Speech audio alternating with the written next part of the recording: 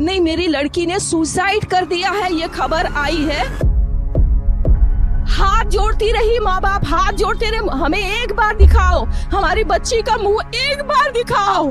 हमको नहीं दिखाया गया। But the horrific Kolkata rape and murder of a junior doctor was found dead inside a government-run medical college and hospital's seminar hall in Kolkata.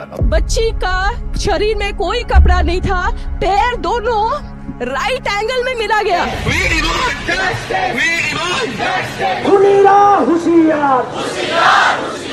चश्मे को कूटा गया, जिसकी वजह से आंखों से खून निकल गया, गला दबाकर मारा गया। इस वीडियो में मैं उन लेडी डॉक्टर का नाम वर्षा से लेना चाहूंगी, तो प्लीज आप लोग कंफ्यूज मत होना। 9 अगस्त 2024 की सुबह इंडिया के कोलकाता शहर से एक ऐसी खबर सामने आती है जो पूरे देश को हिला कर रख देती है।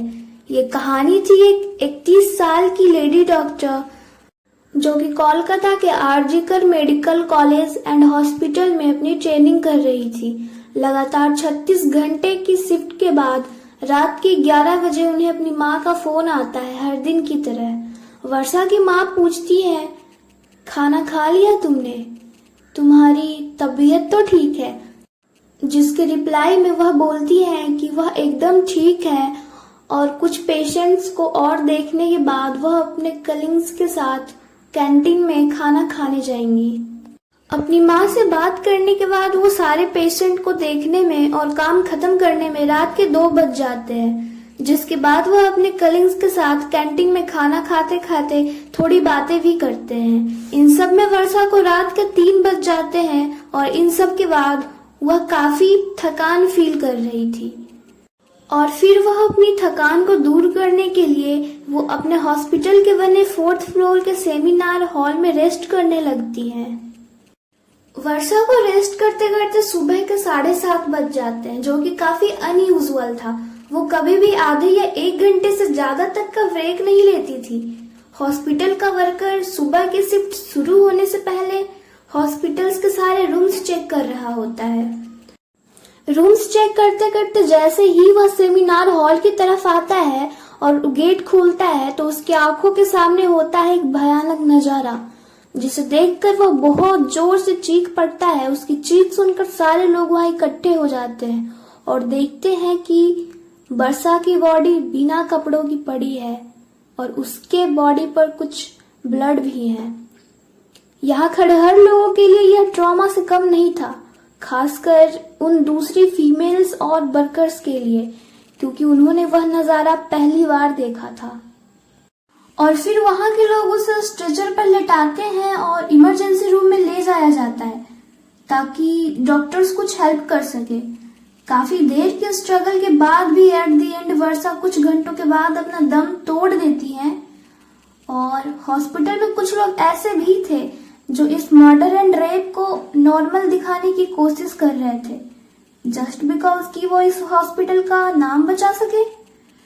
वर्षा के परिजनों को फोन करके बताया जाता है कि वर्षा की तबीयत बहुत ही खराब है और जैसे ही उनके माता पिता हॉस्पिटल में आते हैं तो उन्हें बताया जाता है कि वर्षा ने सुसाइड कर लिया।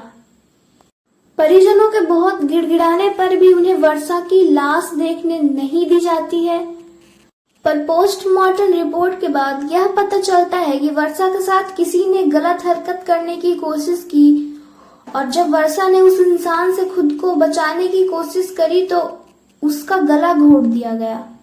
इवन उसे बुरी तरह से मारा भी गया और फिर उसका रेप भी किया।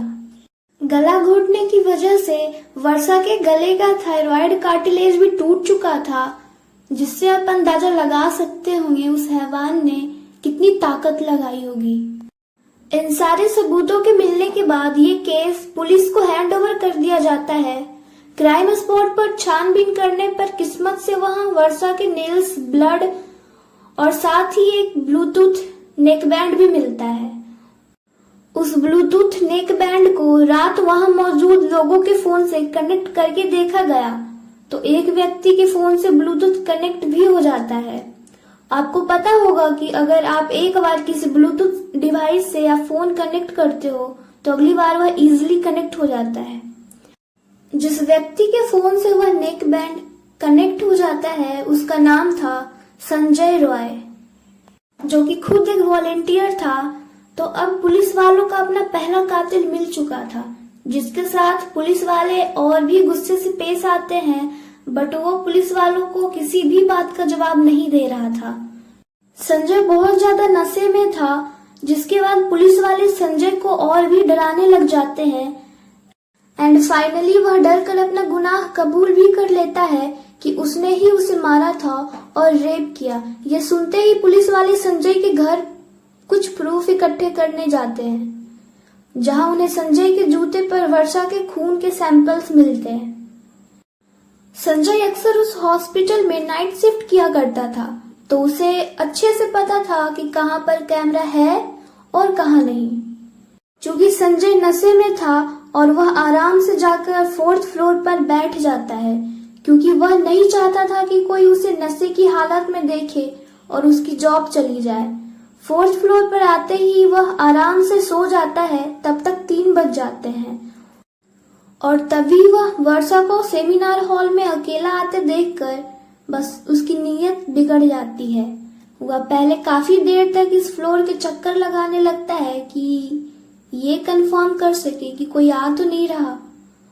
और जब उसे लगता है कि उसका रास्ता बिल्कुल साफ है, तो वह 4 बजे सेमिनार हॉल में इंटर करता है और फिर वहां से 4:45 पर बाहर आता है। इन 45 मिनट तक इस दरिंदे ने क्या क्या किया होगा और वह कितने दर्द से गुजरी होगी, यह सोच कर ही किसी का भी दिल सहम जाएगा। खासकर उनके माता पिता पर क्या बीत रही होगी, यह उनसे बेहतर कोई नहीं जान सकता। इस घटना के 4 दिन बाद ही उस कॉलेज का प्रिंसिपल रिजाइन दे देता है और अगले ही 2-3 दिनों में उसे दूसरे कॉलेज में प्रिंसिपल की पोस्ट भी मिल जाती है। क्या आपको भी लगता है कि ये सारा इल्जाम एक ही इंसान पर डालकर बाकी सारे लोगों को बचाया जा रहा है? क्योंकि इस घटना के 1 दिन बाद ही सेमिनार हॉल के बगल वाले कमरे में कंस्ट्रक्शन शुरू कर दिया गया, ताकि सारे सबूत मिटाया जा सके। ये केस अभी खत्म नहीं होता। ये केस सीबीआई को हैंड ओवर कर दिया जाता है और अभी भी पूछताछ जारी है। क्या होता जा रहा है हमारे देश को? यह कोई एक कहानी नहीं है। ऐसे और भी कई कहानियां हैं जो लोगों के सामने नहीं आती, कुछ चीजें आने से पहले ही दब जाती हैं। हमारी सोसाइटी कहती है लड़कियों को कि तुम छोटे कपड़े पहनती हो, तुम अकेली बाहर जाती हो, तुम गलत संगत में रहती हो। इस कहानी को सुनो और बताओ कि इसमें कहाँ उसने छोटे कपड़े पहन रखे थे, कहाँ वो गलत जगह पे थी और कहाँ लोगों के गलत संगत में थी। अरे हमको तो लगता है कि कुछ लड़कियां बेकार है, छिपकली, कुत्ते, कॉकरोच और भूतों जैसी चीजों से डरती हैं। क्या तुमने कभी सुना है कि भूत ने किसी का रेप कर दिया, भूत ने किसी का मर्डर कर दिया, कॉकरोच ने किसी का मर्डर कर दिया? नहीं ना। हम फिर भी उन कॉकरोच के लिए स्प्रे ले आते हैं, उन कुत्तों के लिए हाथों में डंडे उठा लेते हैं और भूतों से बचने के लिए गले में माला डाल देते हैं। पर उन असली दरिंदों का क्या, जो हमारे बीच में घूम रहे हैं इंसान बनकर? उनका क्या?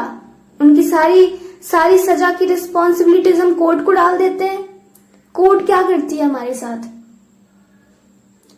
और ये दरिंदे डरेंगे भी क्यों? है कोई रीजन इनके पास डरने का?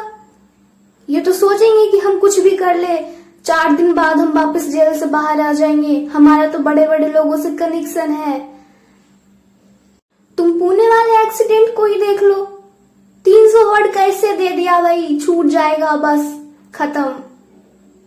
फिर कोई क्यों डरेगा? किसी के एक्सीडेंट करने से क्यों डरेगा? जरा एक नजर डालो इस ट्वीट पे कि इस लड़के ने क्या लिखा है। ऐसे ऐसे ही लोग होते हैं जो आगे जाकर ऐसा करते हैं। मुझे समझ नहीं आता इस देश में लोग इंडिपेंडेंस डे और रिपब्लिक डे मनाते ही क्यों है, जहाँ की 50% आबादी महिलाएं बिल्कुल भी सेफ नहीं फील करती खुद की कंट्री में। कैसी आजादी है भाई, कैसी आजादी है? क्या ये फ्रीडम सिर्फ लड़कों के लिए है कि वह रात में कहीं ट्रेन में अकेले ट्रेवल कर सके? क्या लड़कियां नहीं कर सकती? लड़कियां रात को बाहर नहीं जा सकती बस इसी वजह से क्योंकि बाहर कुछ दरिंदे उनका इंतजार कर रहे होंगे उन्हें नोच खाने के लिए।